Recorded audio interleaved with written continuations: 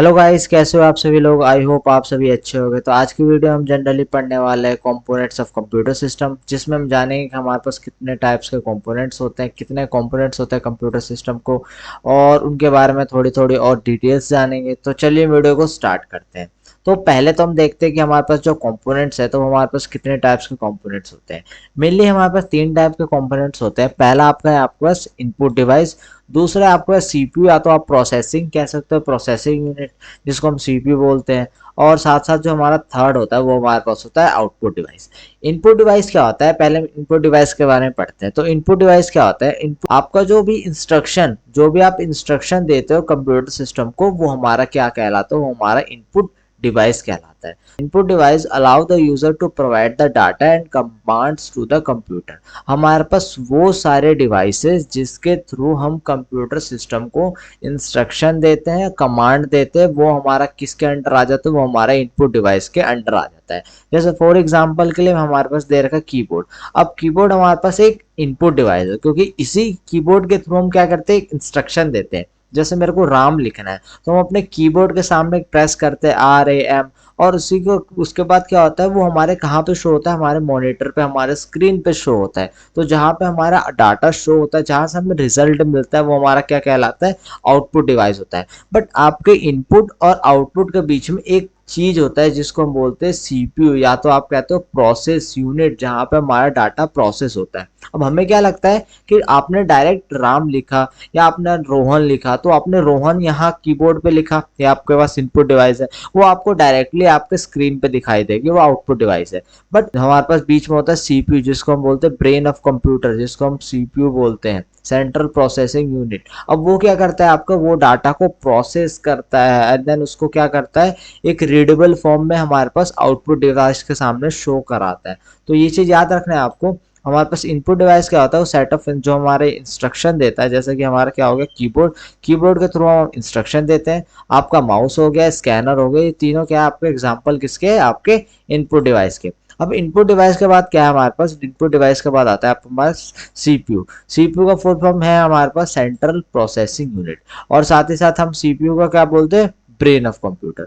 अब ये क्या करता है, it performs all the processing task and instruction provided by the input device. अब जो भी आपके पास इंस्ट्रक्शन होते हैं, जो भी टास्क होता है, जो आगे प्रोसेस करते हैं, जो भी डाटा को प्रोसेस करने का काम कौन करता है, हमारा सीपीयू करता है। अब सीपीयू भी हमारे पास क्या है, तीन पार्ट में डिवाइडेड है। अब यहाँ पे हम देखते हैं कि हमारे पास जो सीपीयू है इनिशियली तीन पार्ट में डिवाइडेड है। अब पहला पार्ट क्या है हमारे पास, एएलयू, जिसको हम बोलते हैं अर्थमेटिक लॉजिकल यूनिट। अभी अर्थमेटिक लॉजिकल यूनिट क्या करता है, ये क्या करता है, आपके जो भी अर्थमेटिक, जितने भी आपके अर्थमेटिक और साथ ही साथ जितने भी लॉजिकल ऑपरेशंस होते हैं, वो परफॉर्म कराते हैं। जैसे हमारे पास क्या हो गया, एडिशन, सब्ट्रैक्शन, मल्टीप्लिकेशन, डिवाइड, और जो भी हमारे पास कंडीशंस हो गए, कंडीशंस हमारे पास किसके अंडर आ जाता है, वो लॉजिकल कंपैरिजन के अंडर आ जाता है। जैसे हमारे पास दो वैल्यू के बीच में हमारे पास क्या करना है, लॉजिकल ऑपरेशन परफॉर्म कराना है, कि क्या ए मेरा बी से बड़ा है, सी से बड़ा है, डी से बड़ा है। जो भी कंपैरिजन हो गया हमारे पास है, जहाँ लॉजिकल ऑपरेशंस परफॉर्म हो जाते हैं,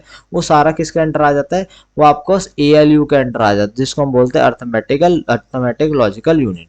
और उसके बाद हमारे पास सेकंड है हमारे पास कंट्रोल यूनिट। अब कंट्रोल यूनिट क्या होता है, हमारा सेंट्रल मैनेजर होता है। अब ये क्या करता है, हमारा सेंट्रल मैनेजर क्या करता है, हमारे पास बेसिकली जो आपका डाटा फ्लो होता है, किसके बीच में डाटा फ्लो, जो भी आपको input device, output device, CPU, memory के बीच में जो भी डाटा मैनेजेबल होता है, डाटा आना जाना, उसको वो स्मूथली मैनेज करने का काम क्या उन करता है, हमारा सीयू करता है, जिसको हम कंट्रोल यूनिट कहते हैं। साथ ही साथ थर्ड पार्ट हमारा इसके अंदर आ जाता है, वो हमारे पास है मेमोरी।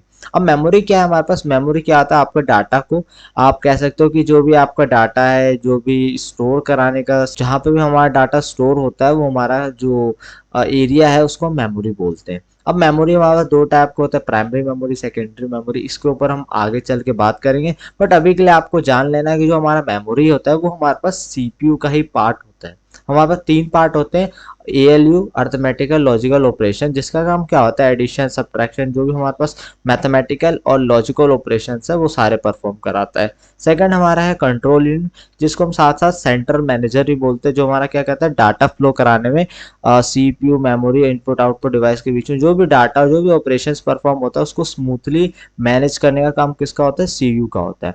थर्ड होता है हमारे पास मेमोरी। मेमोरी क्या करता है, आपको जो भी डाटा है उसको स्टोर कराने का काम करता है। देन उसके बाद थर्ड हमारे पास जो है कंपोनेंट्स, उसका नाम है आउटपुट डिवाइस।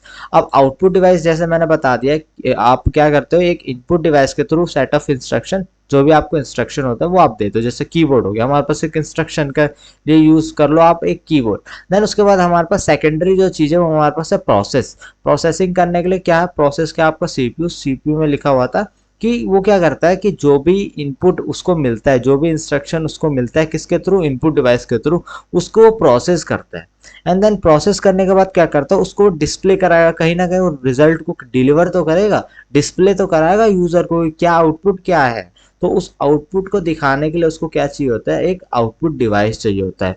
तो हमारा थर्ड कंपोनेंट हो गया हमारे कंप्यूटर सिस्टम का। तो आउटपुट डिवाइस डिस्प्ले और deliver the process data from the CPU back to the user. जो में वहाँ पर डाटा आता है वापस से, जो भी प्रोसेस होने के बाद आउटपुट आता है, वो हमारा जो शो कराने का, जो भी जहाँ पे हम डिलीवर कराते हैं, उस सेक्शन को हम बोलते हैं आउटपुट डिवाइस। ठीक है, फॉर एग्जांपल हमारे पास दे रखा मॉनिटर, प्रिंटर, स्पीकर, प्रोजेक्टर। तो ये हमारे पास तीन आपके कंपोनेंट्स हो गए mainly, input device, CPU, and third one is the output device. तो ये हमारे पास इंपॉर्टेंट तीन कंपोनेंट्स होते हैं कि components of computer system. I hope आपको समझ आया हो कि क्या होता है हमारे पास कंपोनेंट्स और कौन कौन सा हमारे पास कंपोनेंट्स होते हैं। अगर आपको इस वीडियो से कुछ भी सीखने को मिला हो तो वीडियो को लाइक कीजिए, चैनल को सब्सक्राइब कीजिए, ज़्यादा से ज़्यादा शेयर कीजिए। Thank you for watching this video.